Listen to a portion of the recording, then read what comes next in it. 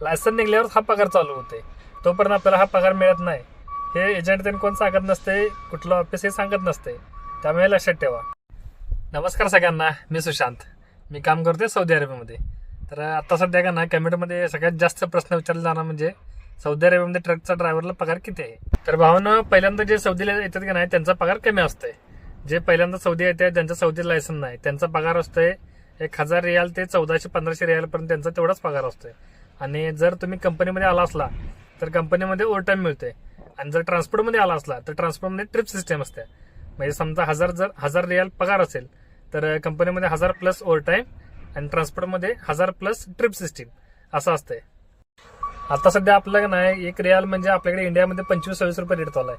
त्या हिशोबाने जर बघायला गेलं तर 25,000 रुपये कमीत कमी आणि 35,000 रुपये जास्तीत जास्त पेमेंट एवढे फिक्स पेमेंट असते.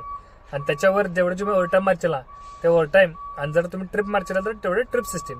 तर मी सध्या आहे ट्रान्सपोर्ट कंपनीमध्ये आणि माझा पगार लागला आहे 1100 रियाल प्लस ट्रिप सिस्टीम. आणि हा पगार असतो की नाही जोपर्यंत आपल्याला लायसन निघत नाही. जर तुम्ही ड्रायव्हरमध्ये आला असाल तर ड्रायव्हरला लायसन निघते. लायसन निघल्यावर हा पगार चालू होते. तोपर्यंत आपल्याला हा पगार मिळत नाही. हे एजंट त्यांनी कोण सांगत नसते, कुठलं ऑफिस हे सांगत नसते. त्यामुळे लक्षात ठेवा. फक्त आपल्याला एक महिनाभर 200-300 रियाल म्हणजे आपल्याला एक जेमतेम 7 ते 10 हजार रुपये आपल्याला फक्त जेवणा खाण्याला तेवढे मिळतात.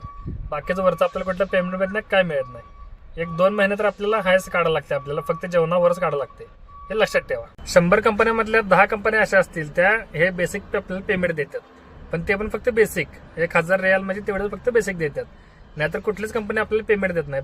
तर भावांनो चला भेटूया नेक्स्ट व्हिडिओमध्ये. आणि अशाच माहितीसाठी सौदीबद्दल का नाही नक्की फॉलो करून जावा.